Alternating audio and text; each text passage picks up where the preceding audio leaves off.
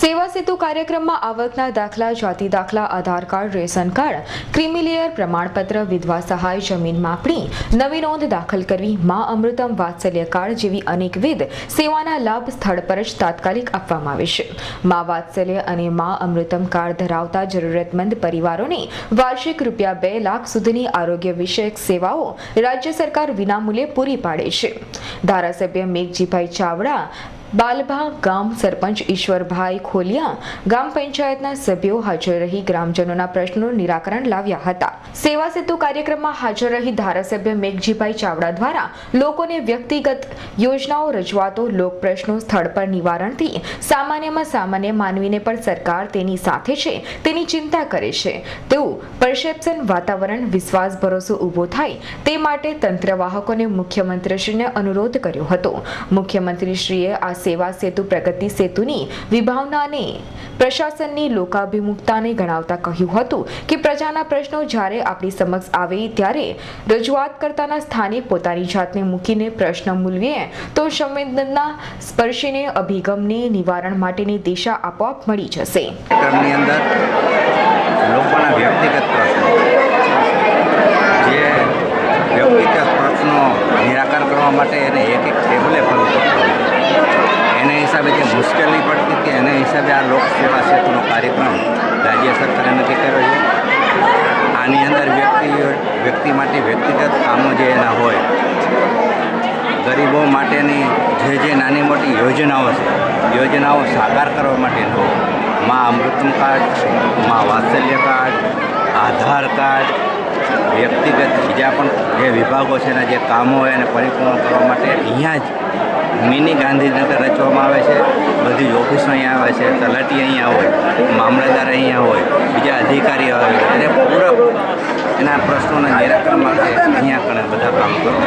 અત્યારે બપોર સુધીમાં કેટલી કામગીરી થઈ હોય ત્યારે મેં રાઉન્ડ લીધો ત્યારે મને લગભગ 50 માં વાત્સલ્ય કાર્ડ ઘડી નાખ્યા છે, આધાર કાર્ડ પણ ઘડી નાખ્યા છે। અને આ કર્મયોગી કર્મચારી પર ગૌરવ એટલા માટે થાય છે કે જ્યારે હું એના માટે પૂછ્યું મેં કર્મચારી કે તમે આને ક્યાં સુધી કાઢવાના છો, ત્યારે એને મને એવું કીધું કે મેઘજીભાઈ અત્યારે સાહેબ કે જેટલા બધા કાર્ડ અત્યારે લોકો આવશે એના બધાના અમે રાતના 9 વાગે જાગીને પણ અહીંયા રોકાઈને પણ બધાના કાર્ડ કાઢીને। વધુમાં ગામના સરપંચ ઈશ્વરભાઈએ સફળ રજૂઆતને લઈ કલેક્ટર દ્વારા બાલભા ગામ સેવા સેતુ અન્વયે પ્રાંત અધિકારીના નેતૃત્વમાં તાલુકા અધિકારીની ટીમ અને પ્રગતિ સેતુમાં સામૂહિક લક્ષી રજૂઆતોના નિરાકરણ માટે કલેક્ટરના નેતૃત્વની ટીમમાં તલાટીથી કલેક્ટર સુધીના સૌ કર્મયોગી સામૂહિક પ્રયત્નોથી જોડાય એવું ક્ષેત્ર ગોઠવીએ કે નાગરિકો, લોકો કચેરીઓમાં જવાના બદલે પોતાના ગામ પ્રાંતમાં આવો અને સેતુ કાર્યક્રમ ફરીવાર યોજાય તેની રાહ જુએ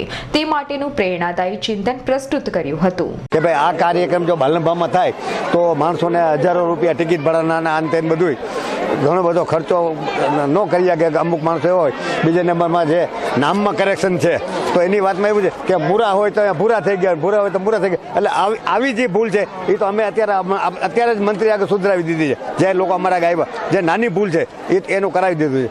બાકીના બધા અત્યારે 50%, 52% કામ બધા રૂમમાં અમે પૂછી લીધું કે 52 થી 50% કામગીરી સારી થઈ છે અને સાંજ સુધીમાં જે કંઈ આ કાગળિયા આવ્યા છે એનો સાંજ સુધીમાં નિકાલ કરી અને પછી અમે જઈશું। અને આજે એક દિવસ માટે જ આ કાર્યક્રમ અહીંયા બાલનભાને ફાળવવામાં આવ્યો છે। આપણે બાલનભા પૂરતું તો બરાબર જ વ્યવસ્થા રાખી છે કે જોડિયા તાલુકામાં જે હમણાં સેતુનો કાર્યક્રમ છે ને ત્યાં વ્યવસ્થા નહોતી। આપણે તો આ પાણીના બાટલા આ તે બધા આપણે 100 માણસનું જમવાની વ્યવસ્થા પણ એ આપણે કરીએ। બહારના જે કર્મચારીઓ આવે કે આજે આપણા બાલનભામાં આવ્યા હોય અને એમને બિચારા જાય તો એ તો યોગ્ય જ નથી। આપણે 100 માણસનું સામે રસોડું બનાવ્યું છે, સમજાય, એને જમાડી કાઢવાને આપણે આ કામગીરી કરવાની થાય। બાકી પાણીની વ્યવસ્થા આ છે તે બધું અત્યારે બરાબર જ છે। આ કાર્યક્રમમાં રાજ્ય સરકારની બહુવિધ જન કલ્યાણ યોજનાનો લાભ, સ્થાનિક લોક રજૂઆતને સ્થળ પર જ નિવારણનો સરકાર પ્રજા દ્વારા જેવો લોકાભિમુખ શાસન અભિગમ અભિપ્રેત છે, અત્રે નિર્દેશ કરવો આવશ્યક છે કે આ બે પ્રકારના કાર્યક્રમમાં વ્યક્તિગત અથવા સામૂહિક રજૂઆતો માટે કોઈ પણ પ્રકારની અરજી, ફી લેવામાં આવતી નથી।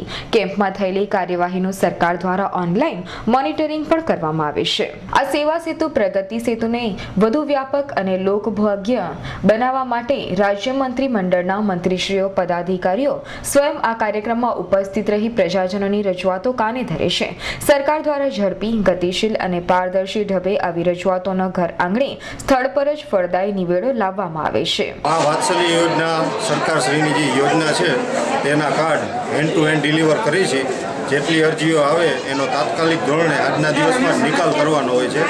અત્યાર સુધીમાં લગભગ 52 જેવી અરજીઓ આવેલી છે. એમાંથી 51 card hand to hand deliver કરી આપ્યા છે. પેન્ડિંગ અરજીઓમાં અત્યારે 15 પેન્ડિંગ અરજીઓ છે એમનો સાંજ સુધીમાં નિકાલ કરી આપવામાં આવશે. આ કાર્ડનો ઉપયોગ વધારે પડતો શેમાં થાય છે અને શું ફાયદો છે? આ કાર્ડનો ઉપયોગ સરકારશ્રી દ્વારા જે ગંભીર રોગો 7 ગંભીર રોગ છે એમાં ઉપયોગ થાય છે. કેન્સર, હૃદય રોગ, ડાયાબિટીસ, એક્સિડન્ટ એવા વગેરે કેસોમાં આ કાર્ડનો ઉપયોગ થાય છે. સરકારશ્રી દ્વારા 2 લાખ રૂપિયા સુધીની સહાય આ કાર્ડ દ્વારા આપવામાં આવે છે. હિતેશ રાઠોડનો રિપોર્ટ, જામનગર.